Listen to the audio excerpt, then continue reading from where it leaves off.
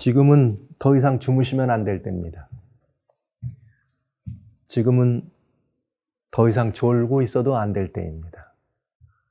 깨어나야 될 때이다. 정말 벌떡 일어나야 될 때이다. 이런 모습들이 우리들에게, 그래야 되는 시대적 상황들이 우리들에게, 또 그렇지 않으면 매우 중요한 일들을 잃어버리게 되고 놓치게 되는 것 같은 그러한 시대를 우리가 살고 있습니다. 지난주에 여러분 알래스카에서 또 진도 7도가 넘는 거대한 지진이 또 일어났습니다. 그보다 더 중요한 일은 무엇인가? 지난 8월 13일 날 파커라고 하는 태양 탐사선이 태양을 향해 출발했는데, 이번 지난주에는 나사에서 드디어 화성에 탐사선을 보냈어요. 인사이트라고 하는 탐사선을 보내서 공포의 7분간이라고 하는 이 제아의 제목과 함께 화성에 탐사선이 내려가는 그런 모든 장면들을 그대로 다 모든 세계인들이 다 볼 수가 있었습니다. 그러니까 이 장면을 다 볼 수 있었다고 하는 것은 그동안에 8번째 이번에 도착한 거지만, 여러 번 갔지만 8번째예요. 그동안 8번째 동안에는 이런 모습들을 다 보진 못했어요. 그러나 이번에는 인사이트는 모든 것을 다 보내줬습니다. 이게 이유가 있어요. 이제 이 화성 탐사를 향한 인류가 화성 탐사선을 보내고 화성 탐사에 대한 화성 콜로니얼이라고 하는 이거를 만들어 가는데 아주 중요한 전기가 됐다고 하는 것입니다. 2018년은 왜 그런지 여러 가지 많은 일들이 중요한 전기를 많이 남기는 그런 해가 되는 것 같습니다. 자, 그러나 여러분, 이런 일들은 무엇을 우리들에게 보여주는가? 창세기 11장에는 신할 땅에다가 바벨탑을 쌓는 이 사건이 있었습니다. 바벨탑을 쌓는 사건들은 온 인류가 함께 모여서 하나님을 대적하는 것과 마찬가지였죠. 오라, 우리가 탑을 쌓아 성과 대를 쌓아서 우리의 흩어짐을 면하자. 홍수가 올지라도 흩어짐을 면하자. 그러나 성경은 우리들에게 더 이상 홍수로 역사의 마지막을 장식하게 하지는 않으신다는 약속이 있었습니다. 그러나 이 약속을 믿지 않은 사람들은 그 홍수가 올 경우를 대비해서 대꼭대기를 하늘 끝까지 닿게 하고 우리의 인류가 흩어짐을 면하자라고 하는 이야기를 통해서 바벨탑을 쌓은 것입니다. 그러나 거기서 하나님은 그들의 시도를 백지화시켰습니다. 그리고 이제 우리는 또 한 번 역사의 한 이 시간을 지나갑니다.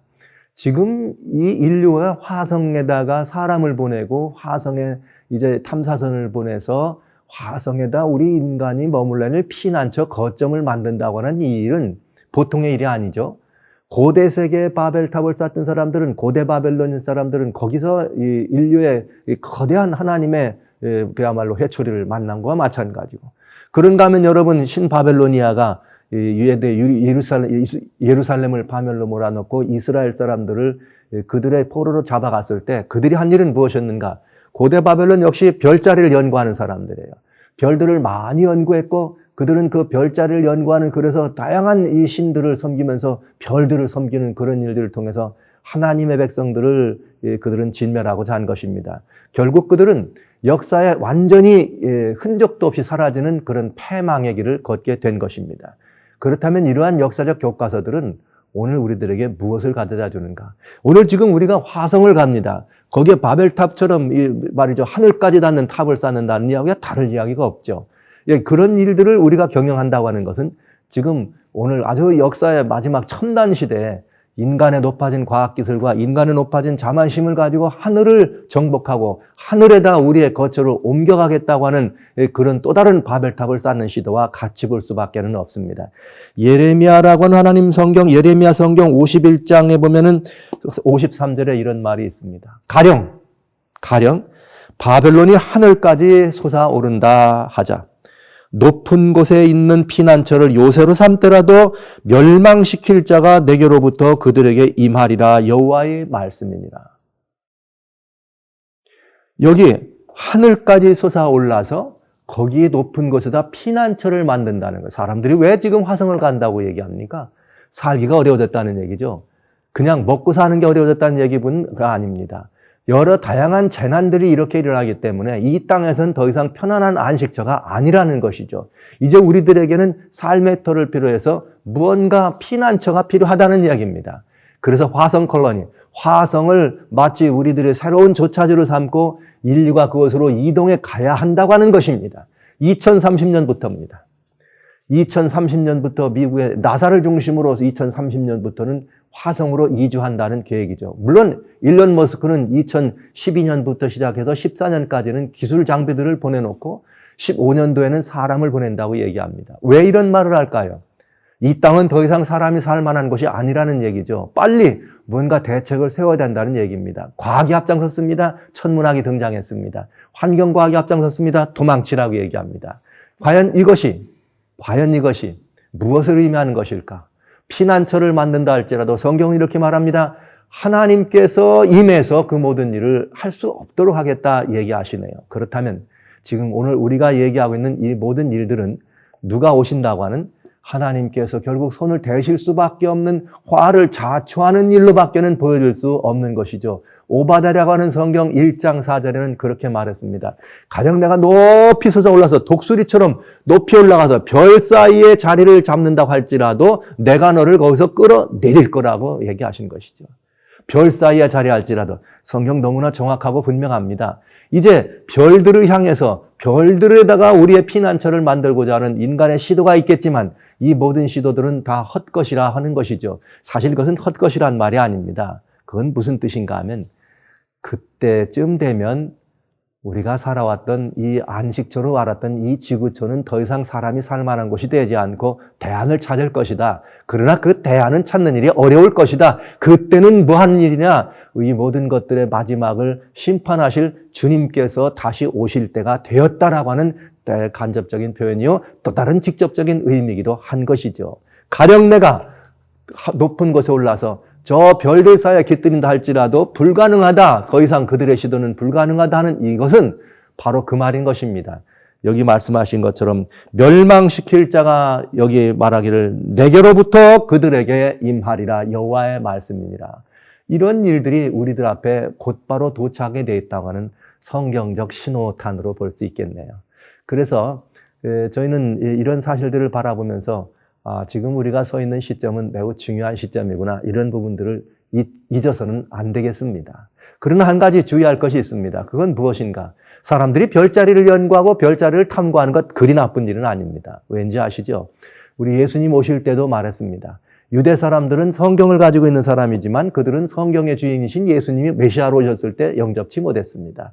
그러나 별자리를 연구한 그 사람들은 수천리 먼 길에서 메소포타미아 지방에 있던 그들은 예수님을 영접하기 위해서 유대인의 왕으로 오신 이가 어디 있느냐? 유대인의 왕으로 오신 이가 어디 있느냐? 이렇게 얘기하면서 왔습니다. 지금 우리는 매우 중요한 시점을 지나가고 있습니다. 요즘 절묘한 이야기가 있어요. 어떤 이 데이빗이라고 하는 훌륭한 오지 선교사는 내년도 2019년 되면은 무슨 일이 미국에서부터 일어날 거라고 얘기하면서 여러 예언을 연구하는 사람들에게 지금 상당히 많은 이 문제와 논란이 일어나고 있습니다.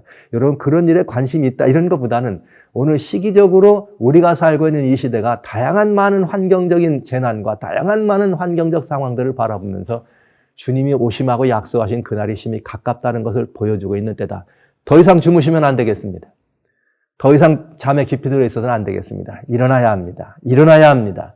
일어나서 우리를 위해서 오시는 그 예수님을 맞이할 준비를 해야 안 되겠습니까? 하루면 되겠습니까? 이틀이면 되겠습니까? 사흘이면 되겠습니까? 얼마나 준비하면 될까요? 며칠 준비하면 될까요? 이것은 하루나 이틀 사이 될 일은 아닙니다. 우리의 준비는 또 무엇일까요? 이런 모든 것들을 바라보는데 나 하나만 생각하는 것은 문제가 아닙니다. 나 하나만 문제가 아니고 온 인류를 사랑하시는 주님이 계시기 때문에 우리는 인류의 모든 형편을 바라보면서 이 문제에 대한 대안과 이 문제에 대한 대답을 우리가 살펴봐야 되지 않겠습니까? 오늘은 이제 지난 시간에는 로셋 때의 마지막 때로에 준비됐는가 하는 준비에 관한 걸 로셋 때로 봤는데 오늘은 이제 요한계시록 19장에 나오는 하나님 말씀 그대는 예비되었는가 하는 말씀을 한번 이 19장에 나오는 말씀을 통해서 살펴보도록 하겠습니다. 하나님 말씀 요한계시록 19장에 있는 말씀입니다. 여기 7절부터 제가 여러분 같이 한번 보도록 합니다. 할렐루야 우리 주 우리 하나님 곧 전능하신 이가 통치하시도다. 전능하신 이가 통치하시도다. 우리가 즐거워하고 크게 기뻐하며 그에게 영광을 돌리세. 어린 양의 혼인기약이 이르렀고 그의 아내가 자신을 준비하였으므로 그에게 빛나고 깨끗한 세마포 옷을 입도록 허약하였으니 이 세마포 옷은 성도들의 옳은 행실이로다 하더라. 천사가 말하기를 기록하라. 어린 양의 혼인잔치에 청함을 받은 자들은 복이 있도다 하고 내게 말하되 이것은 하나님의 참된 말씀이라 하기로. 여기 주님은 이렇게 말씀하셨네요. 어린 양의 혼인잔치에 초청된 사람은 복이 있도다. 그래서 먼저 저는 이 복이 됐도다 먼저 이 말씀보다는 여기 7절에 있는 이 말씀을 먼저 여러분과 나누기를 원합니다. 우리가 크게 즐거워하고 기뻐하세. 왠가 하면 어린 양의 혼인잔치 기약이 다가왔다가 이 잔치 시간이 다가왔는데 이렇게 말했어요. 그 신부가 뭐 되었다고요? 예비되었다고요. 저는 이 질문을 여러분에게 해야 합니다. 여러분 예비되셨습니까? 준비되셨나요?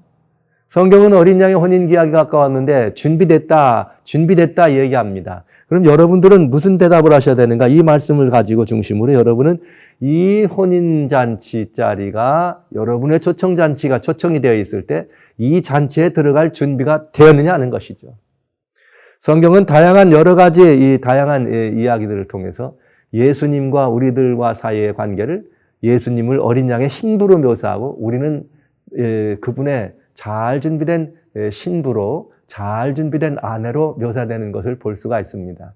그러니까 아내가 준비됐고 여기 예수님의 이렇게 어린 양의 신부인 예수님이 준비돼서 우리가 혼인잔치에 함께 들어갈 계약이 되었다. 이 말은 예수님이 다시 오셔서 이 땅에 있는 예수님의 신부로 준비된 하나님의 교회와 예수님이 이 주인 되시는 예수님 함께 예수님의 제 이름으로 말미암아서 아주 멋들어진 이 해오를 하게 되고 다시 만나게 되는 아주 복되고 거룩한 시간을 설명하고 있는 것이죠. 그래서 여기 혼인잔치에 예비되었느냐 하는 이 말은 아주 중요한 의미가 있겠습니다.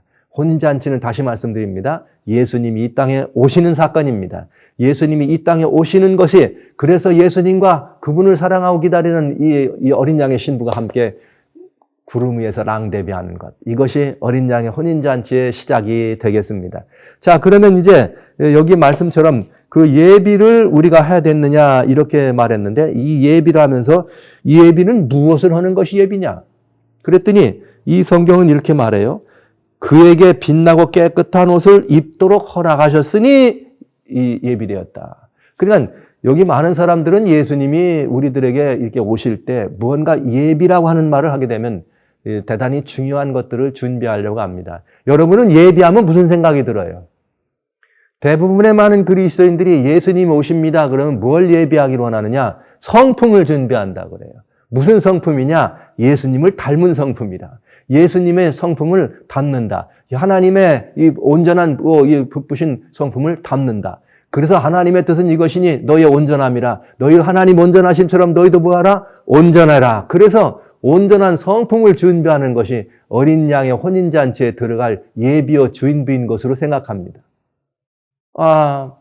이 말씀에 대해서 저희는 많은 이 성경적인 이 근거들을 가지고 생각해 봐야 할 것입니다. 여기 그 준비는 여기 요한계시록 19장은 뭐라고 준비했는가 하면 예비되었는데 뭐라고 했는가 하면 깨끗한 세마포 옷을 입도록 하셨다 이렇게 되어 있어요. 예비가 다른 것 아니에요. 깨끗한 주님의 세마포 옷을 입는 것입니다. 예비는 다른 데 있지 않아요. 이 옷을 입는 것입니다. 그런데 이 옷은 언제 주느냐 이 말이죠. 이 옷은 누가 준비해 줬는가? 이 옷은 내가 준비한 옷인가? 이 옷은 누가 준비한 옷인가? 이 옷은 하나님이 준비하신 옷입니다. 이 옷은 하나님이 준비하셔서 이 잔치에 초청받은 사람들 모두를 위해서 베풀어 주신 것입니다. 이 혼인잔치라고 하면 여러분 이 이야기가 요한계시록 19장에 예비된 혼인잔치 얘기 나올 때 얼른 생각하실 것이 있어요. 그건 뭐냐? 예수님이 이 땅에 계실 때 마태복음 22장에 혼인잔치에 대하여 말씀하십니다. 그러니까 예수님이 혼인잔치에 대해 미리 말씀하신 것이에요. 혼인잔치를 예수님 말씀하시면서 뭐라고 말씀하셨는가 하면 마태복음 성경 22장에 나오는 말씀이죠.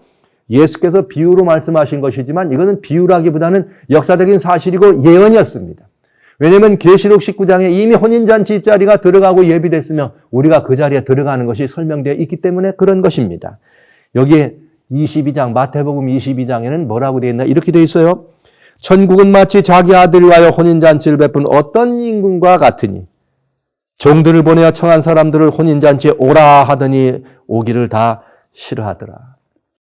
여기 이렇게 말했어요. 이 혼인잔치의 비유라고는 우리 이 말씀을 얘기하면서 예수님께서 혼인잔치에 사람들을 초청해서 그 잔치 자리에 사람들을 불러오라. 그러면서 우리는 여기에 이 잔치에 오기를 원치 않는 사람들을 원치 않으니까 이 사람도 안 오고 저 사람도 안 와가지고 결국은 끝내 누구를 데리고 오는가 하면 여기 9절에 내 거리 길에 가서 사람들을 만나는 대로 혼인잔치에 청하여 오라. 이렇게 되어 있습니다. 이 혼인잔치의 비유 중에 제일 먼저 우리가 봐야 될 것은 이것이에요. 그것은 무슨 이야기인가 하면 이 잔치 자리에는 하나도 빠진 사람이 없다는 것이죠. 모두에게 차별 없이 초청되었다고 하는 것입니다. 여러분, 혼인잔치에서 가장 중요한 것은, 혼인잔치에서 가장 중요한 건 먼저, 예복보다 먼저 중요한 것이 있어요. 우리가 어떤 것들을 준비하는 다른 것보다 필요한 것이 있어요. 지금 혼인잔치를 주인이 만들었습니다. 잔치집에 잔치가 있는지 없는지도 모르는데 사람들이 잔치에 갑니까? 모르잖아요. 그렇기 때문에 주님은 어떤 일을 했는가? 여기 종들을 불러서 잔치에 사람들을 부르는 초청을 하는 것입니다. 초청이라고 하는 것이에요. 옷보다 먼저 생각할 것은 초청이라고 하는 것입니다. 이 초청은 어느 누구도 여기에 제한되지 않았습니다. 예쁜 사람 오세요. 잘난 사람 오세요. 못난 사람은 못 와요. 가난한 사람은 못 와요. 부자 사람 오세요. 높은 사람 오세요. 신분이 지체가 낮은 사람 못 와요. 아니 여기 미국 사람은 오세요. 저기 아프리카 사람 못 옵니다. 이렇게 하지 않으셨다는 거죠. 이 잔치에서 가장 중요한 건 만민을, 모든 인류가 주님의 잔치 자리에 초청됐다고 하는 사실입니다. 심지어 그 사람들이 이 잔치에 초청될 때는 어떤 사람들까지 왔느냐? 10절 종들이 길에 나가서 악한 자나 선한 자나 만나는 대로 모두 데려왔다 이렇게 말했습니다. 여러분 놀라운 일입니다. 하나님이 마련하신 혼인잔치, 하나님이 마련하신 이 잔치 자리는 그 사람의 성품을 문제 삼지 않았다는 이야기입니다. 이들이 나가서 이 자리에 오기 위해서 착한 사람으로 돼야 되고 뭔가 순종하는 사람이 돼야 되고 충성 사람으로 뭔가 이렇게 모습이 바꿔지고 변화되기를 기다렸다 완전해진 다음에 잔치 자리에 오도록 한 것이 아니라고 하는 것이 지나가는 행인이었습니다. 잔치가 있는지도 모르는 사람들이었습니다. 그런데 성경은 뭐라 그랬는가? 그들도 괜찮다. 무조건 데려오너라. 이 초청입니다. 여러분, 이 초청이 여러분과 저에게 희망입니다. 이 초청이 여러분과 저희 모두에게 소망입니다. 그리고 이것이야말로 우리들이 잊어서는 안 되는 하늘의 놀라운 은혜요. 우리 하나님의 그 놀랍도록 크신 주권적 사랑을 설명해 주시는 것입니다. 저 같으면 제가 아들을 위해 잔치를 마련해 놓으면 아무나 데려오라고 하지는 않을 거예요. 아들아, 너 친구 데려와라. 아니면 또 가족들 친구 데려오라 그러지. 아무나 데려오지 않을 거예요. 거기 매일매일 악한 사람이 있다면 혹시 누가 악한 사람일지 주변에 있다면 그 사람은 안 왔으면 좋겠다 이렇게 표현했을 것입니다. 여기 하늘아버지는 인생이 아니십니다. 하늘아버지는 인간이 아니십니다. 하늘아버지는 주권적 사랑의 주인이십니다. 그분은 악한 자도 선한 자도 구분 없이 모두 다 데려오라 말씀하셨던 이 사실이 오늘 우리 모두에게, 우리 모든 인류에게 악한 사람이나 선한 사람이나 귀한 사람이나 천한 사람이나 물론 그런 구분이 있는지는 모르겠습니다. 높은 사람이나 낮은 사람이나 이렇게 구분해야 되는지도 모르겠습니다. 주님은 모두를 다 부르셨다고 하는 것입니다. 주님이 여러분을 초청하셨습니다. 그런데 여기 더 놀라운 사실이 있습니다.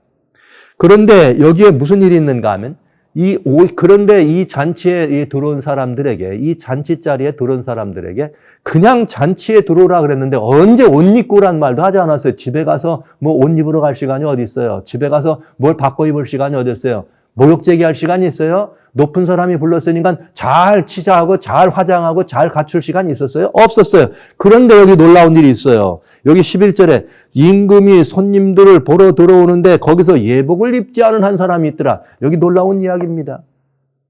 예복을 주었다는 말은 표현되어 있지 않습니다. 성경에. 그런데 예복을 입지 않은 사람을 보았다 그랬습니다. 길에서 온 사람이 언제 예복을 입으러 갑니까?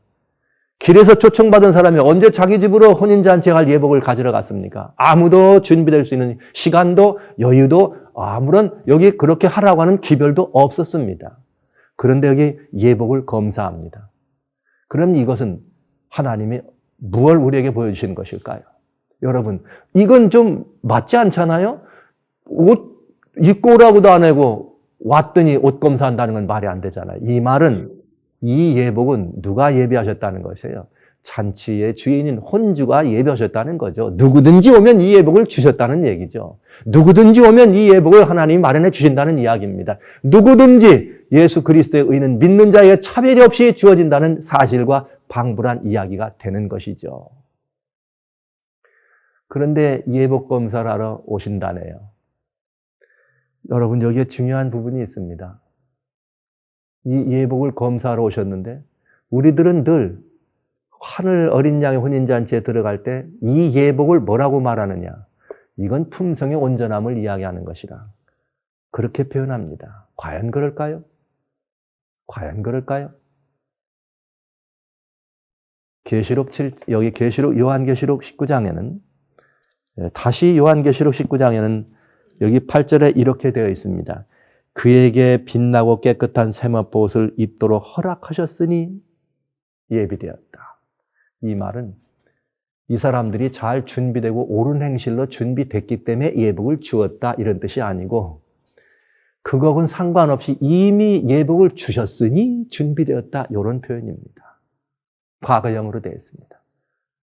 여러분, 어린 양의 혼연잔치에 들어갈 예복은 우리가 노력하고 애써서 우리가 변화되고 무슨가를 해서 준비되는 것이 아닙니다. 성경은 분명히 우리에게 말합니다. 이 잔치에 오라고 하는 초청에 응답하고 가면 주님이 주셨다라고 말씀하신 것입니다. 그렇기 때문에 주님이 예복을 검사할 필요도 예복을 검사할 자격도 있는 것이죠. 만약 그렇지 않았더라면 이 검사라고 하는 이 예복 검사라고 하는 말은 해서는 안 될 일입니다. 주님이 뭐 하셨다는 얘기예요? 주셨기 때문에 이 예복 검사를 한다고 하는 것이었습니다. 우리는 예수 그리스도를 믿음으로 영접할 때 이 옷을 받습니다. 근데 오늘 많은 그리스도인들이 이 옷을 입었는지 안 입었는지 어떻게 할까요? 이 하얀 이 세마포옷을 입었는지 안 입었는지를 어떻게 할까요? 아무도 그 사실을 우리는 잘 알 수가 없습니다. 근데 성경에 이 표현은 이런 말씀이 있어요. 우리 예수님을 믿음으로 영접할 때 많은 사람들이 그렇게 영접하면 거듭났다는 표현을 합니다. 근데 고린도후서 4장 16절에 보면 이런 말이 있습니다.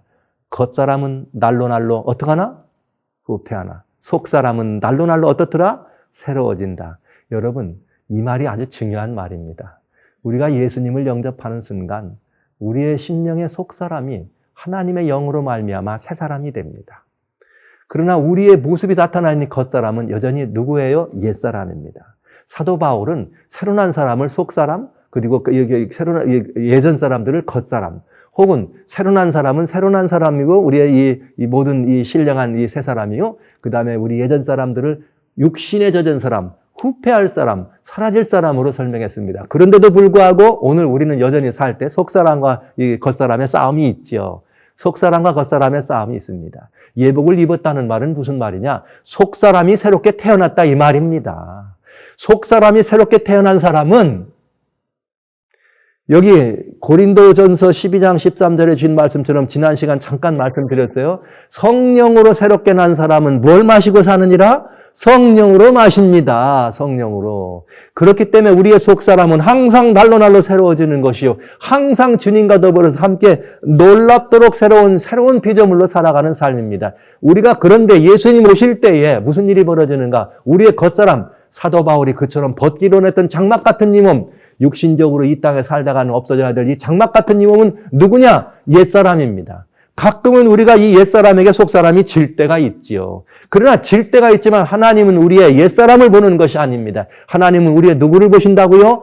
속사람을 보십니다. 거듭난 사람을 보시는 것입니다. 거듭나서 성령으로 새로 난 사람은 여전히 하나님과 살아있는 생생한 관계에 있는 것입니다. 가끔 좀 넘어질 때는 있었지만 그러나 여러분 그 넘어질 때마다 우리가 하는 일이 바로 요한일서 1장 9절에 나와 있는 말씀입니다. 누구든지 우리가 죄 없다 하지 아니하고 주여 내가 또 넘어졌습니다. 내가 또 깨졌습니다. 주님은 그때마다 내가 너를 위하여 피를 흘렸느니라 내가 이겼노라 하시면서 우리의 속사람을 다시 강건하게 해주시는 중보의 주님을 만나게 되는 것이죠. 그래서 이 관계를 지속적으로 유지하는 것이 바로 뭘 입는 것이에요? 주님이 우리들에게 입혀주신 혼인 예복을 입는 것입니다. 사랑하신 성도 여러분, 저는 여러분들이 오늘 이 말씀을 드리기를 원합니다. 제가 노아 때는 관계 방주라는 말씀을 드렸어요. 오늘은 관계의 옷을 여러분 입으셨느냐 하는 것입니다. 여러분의 속사람이 예수님과 직접적인 살아있는 관계를 맺고 계시냐 이 말입니다. 이것이 이 안치자리에 들어갈 매우 중요한 자격입니다. 이것이 주님이 바로 조사하시는 뭐예요? 어린잔치의 예복을 검사하시는 바로 그것입니다. 너와 나는 온전한 관계에 있는가? 너와 나는 싱싱한 관계에 있는가? 너와 나는 생명의 관계에 있는가? 주님은 이 옷을 입었는가 벗었는가를 보시는 것이죠. 내가 관계를 맺었을 때는 여러분 바른 관계에 있는 것이 중요한 것이에요. 관계의 온전함이에요. 관계의 옷입니다. 그러나 상태는 아직도 어떻습니까? 우리의 속사람이 연약해서 겉사람에게 질 때가 있잖아요. 어떤 사람은 더 많이 질 때 있고 어떤 사람은 덜 지고 더 속사람이 강건한 사람이 있죠. 날로 새로워지는 사람은 속사람이 강건한 사람입니다. 그러나 이 사람에게 필요한 것은 100점짜리 완전한 상태는 되지 않았지만 늘 주님만 바라보고 있기 때문에 관계의 온전함을 바라보면서 그는 예비된 누가 되는 거예요? 신부가 되는 것입니다. 저는 감히 이런 말을 드리기를 원해요. 이제는 여러분 성품 변화되려고 애쓰지 마세요.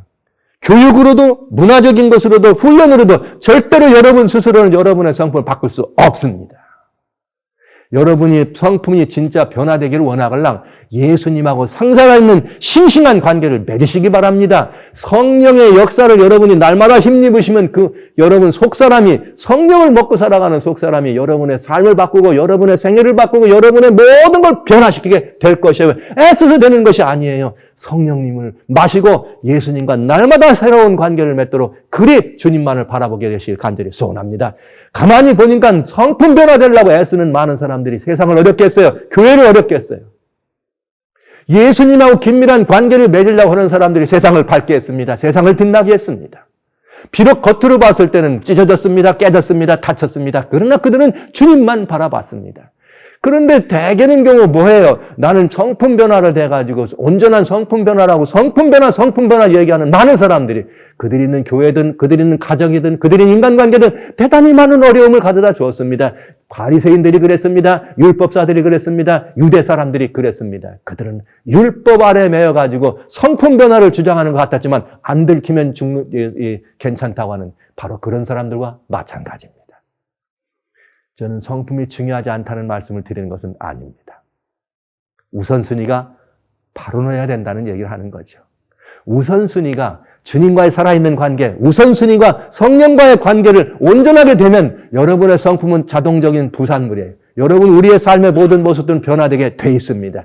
그러나 우리는 주님과 살아있는 관계를 맺는 일은 등한히 하고 주님이 허락하신 성령을 우리가 생수로 마시는 일은 등한히 하면서 날마다 변화되려고 아무리 애쓴들 잿물로 씻은 줄 우리의 죄가 씻어집니까? 우리의 허다한 빗물로 우리의 몸을 씻는다고 깨끗함이 있을 수 있습니까? 우리가 나와가지고 하루에 25시간씩 기도하면 우리가 다 온전해집니까? 아니면 우리가 밖에 나가서 하루에 25시간씩 나가서 무엇인가로 활동을 하면 우리가 바꿔집니까? 아닙니다. 아닙니다. 예수 그리스도. 주님은 당신이 우리를 부르실 때 저기 여기 있어요. 저 달려갈 겁니다. 이 초청에 응한 사람이야말로 옷을 주시고 자격이 있다 하셨습니다. 잠깐만요. 내가 아버지 옆에 나가는데 그래도 깨끗하게 해야 되겠죠. 목욕하고 갈게요. 옷 바꿔 입고 갈게요. 그들은 누구였는가? 내가 입은 옷이 주님이 주신 옷보다 더 거룩해 보여서 예복을 입지 않았습니다. 주님께서 그를 버려 내 바깥 어둠에 내쫓았다 말씀하신 것입니다. 사랑하신 형제자매 여러분, 오늘 이 시대는 어느 때인가? 인간의 모든 이 높아짐이 하늘을 치솟습니다. 인간의 모든 업적과 이름이 하늘을 치솟아 화성을 우리의 식민지로 삼는다고 얘기할 만큼 화성 화성의 피난처를 마련한다고 할 만큼 인간의 모든 것들이 신기에 가깝습니다. 높아질 만큼 높아졌다는 이야기죠. 이러한 때 예수님과의 그 관계를 맺는다고 하는 것이 이러한 때 오히려 더 쉽지 않은 관계입니다. 왜냐하면 그건 우습게 여겨지니까요. 인간의 업적이 내가 살아온 어떤 것들이 인간의 도덕이 훨씬 더 하늘을 치솟을 것 같이 높은 것 같아요. 그렇습니다. 어떤 때로는 바라보면 그래요. 사람이 하나님보다 더 도덕적으로 완전한 사람처럼 보이려고 할 때가 있어요. 아닙니다. 사람은 사람이지 천사도 아닙니다. 사람은 사람이어야 됩니다. 하나님은 사람을 사람으로 살게 만드셨지 하나님과 더불어 살 수 있는 교통하는 사람으로 만들기 원하셨지 인간이기를 부정하면서 하나님과 살기를 원하지 않으셨다는 얘기죠. 살아신 여러분, 주님의 초청에 응해야 합니다. 그것이 아무리 보잘것없는 것처럼 보일지 모르겠어요. 오늘날 이 시대의 사람들의 이 눈에는. 그러나 그것밖에는 하나님께서 내가 별사에 깃들지라도 내가 너를 거기서 끌어내리리라고 하신 바로 그때, 멸망하게 하는 내 사자를 보내서 그걸 내려오게 하리라 할 때 바로 그때 그 자리에 설 수는 없게 될 것입니다. 여기 성경은 오늘 우리들에게 아주 중요한 것들을 보여줍니다. 어린 양 혼인잔치에 참여한 사람은, 초청받은 사람을 복이 있다고 말한 것이죠. 그래서 계시록 19장 9절에 천사가 말하기를 기록하라, 어린 양의 혼인잔치에 청함을 받은 자들은 복이 있도다 하신 것입니다. 여러분, 여기 중요한 것은 이것입니다. 초청입니다. 여러분의 변화가 아닙니다. 초청입니다. 하나님의 초청이 우선입니다. 여기에 응답하는 것이 우선입니다. 주님께서 부르실 때, 예, 저 여기 있습니다. 달려갑니다. 이 초청받았다는 사실이 여러분을 희망으로, 여러분에게 놀라운 미래에 대한 보상으로, 상급으로 마련됐다는 사실을 기억해 주시기 바랍니다. 이 초청에 응해야 합니다. 우리는 이 혼인잔치에 들어가기 위해서 다양한 많은 것들이 있을 수 있습니다. 하나님의 말씀을 통해 초청에 응하셔야 합니다. 여러분 많은 돌아다닐 때 많은 사물들을 통해 나가오는 다양한 이야기를 통해 이 초청에 응하는 것입니다. 우리는 이 초청에 응답하는 것이야말로 하나님을 기쁘게 하는 것이요, 하나님 아래 하신 혼인잔치에 참석할 수 있는 유일한 자격이란 사실 꼭 여러분 잊지 말아 주시기 바랍니다. 그대는 예비됐는가? 중요한 제목입니다. 여러분은 예비되어 있습니까? 그렇다면 오늘 우리 이 예복을 한번 살펴볼 필요가 있습니다. 저는 지난 시간 로세 이야기할 때 요한계시록 16장 15절에는 옷을 벗고 다니지 않는 자, 자기의 부끄러움을 보이지 않는 자는 복이 있다는 말씀 드렸어요. 인류가 경험하는 환난 중에 가장 극심한 환난이 아마겟돈 환난 때일 것입니다. 근데 그 극심한 환난 중에도 나는 예수님만 바라보고 나는 예수님의 사람이라고 그 옷을 벗지 않는 사람에게 주님은 부끄러움 당치 않는 그 사람에게 하나님 구원의 보상을 약속하신 것이죠. 이 옷, 바로 중요한 옷입니다. 여러분의 속사람이 하나님하고 연결됐는지를 한번 생각해 보십시오. 여기에 옷을 입었는지를 살펴보는 것입니다. 겉사람이 아닙니다. 사람들은 그런 말을 하죠. 그럼 겉사람이 이대로, 그럼 있는 제대로, 있는 이대로 가도 됩니까? 누가 이대로 간답니까? 여러분, 성경에 이런 말이 있어요. 요한계시록 21장 5절에 만물을 새롭게 할 때가 됐다, 이렇게. 만물을 새롭게 하는 이유는 뭐냐? 새로워진 사람들이 살게 하려고 새롭게 하신 것입니다. 새롭게 된 사람이 살게 하려고 만물을 새롭게 만드는 것이. 그러니까 사람을 새롭게 할 때, 예수님이 이 땅에 오실 때 사도 바울 뭐라 그랬어요? 우리가 호련히 다 어떻게 될 거다? 변화할 거다. 우리의 겉사람은 끝장나는 것입니다. 누구만 남아있어요? 속사람에게 겉사람, 끝장난 속사람 벗어버리고 새 사람을 그 안에 담아주시는 것이죠. 그러니까 우리는 이 옷이 중요한 옷이라는 사실입니다. 여러분, 예수님 오실 때 우리의 겉사람, 후패한 겉사람은 완전히 벗어집니다. 옛사람은 사라졌습니다. 그런 이제 온전한 이 겉사람이 우리를 덮어질 때 우리의 속사람은 여전히 지금도 하나님과 새로운 관계 속에 사는 것이요, 지금 우리가 신의 성품에 참여한다고 하는 것은 바로 우리의 속사람이 주님처럼 주님과 더불어 하나님의 성품에 참여한다고 하는 이야기죠. 예, 넘어질까 두렵고 깨어질까 두렵걸랑 이렇게 말씀하십시오. 내 겉사람이 나를 사로잡아오는 것처럼 느껴질 때, 이미 예수님 십자가에서 죽어버린 겉사람, 나를 사로잡아오는 것처럼 여전히 사단은 심판을 받았지만 그럼에도 우리를 미혹하는 그 미혹의 소리가 나에게 달려올 때, 여러분, 우리 할 말은 이것입니다. 죽은 놈이 또 살아났네. 죽은 놈이 또 살아났어. 스스로에게 반문하면서 색사람으로, 속사람으로 하여금 겉사람을 능히 이기고 우리는 그리스도의 아름다운 향내나는 모습으로 다시 일어설 수 있게 되겠습니다. 어린 양의 혼인잔치 시간이 심히 가까웠습니다. 우리 함께 그 자리에 들어가기 위해서 오늘이라고 하는 이때 다시 한번 우리 이 옷을 벗었는지 한번 살펴보고요, 다시 깨끗한지 더러운지가 우선 아닙니다. 여러분은 이 옷을 입어야 합니다. 이 옷을 입는다는 건 무슨 말이냐? 주님의 부르심에 내가 응했다, 이 말이에요. 그래서 나는 지금 주님께로 향해 가고 있다, 이 말입니다. 그래서 나는 주님과 함께 더불어 지금 하늘 보좌에 앉혀 있다는 말입니다. 주님과 더불어 내 속사람으로는 함께 하늘에 앉아있는 신성에 참여하는 거룩한 사람으로 살아가고 있다는 이 말인 것입니다. 나는 지금 그것이 내 예비되었다고 물어보시는, 되었느냐고 물어보는 말에 대한 대답이라는 것을 생각하시면서 오늘 그 예비를 늦추지 말고 우리의 속사람은 예수 그리스도의 아름다운 옷으로 단장하시면서 곱게 단장했다. 어린 양의 혼인잔치에 우리를 부르신 주님의 이 귀한 초청에 우리 모두 응답한 사람들이니까 이제 그 자리에 들어만 가면 되는 일 생각하면서 오늘 또 다시 한번 우리의 속사람을 강건하게 하시고 예수님을 바라봄으로 말미암아 주님처럼 더 이 살맛 나는, 더 향기 나는 그런 삶을 우리의 것으로 소유할 수 있는 멋들어지고 복된 예비된 그리스도인으로 서게 되시길 주의 이름으로 축원합니다.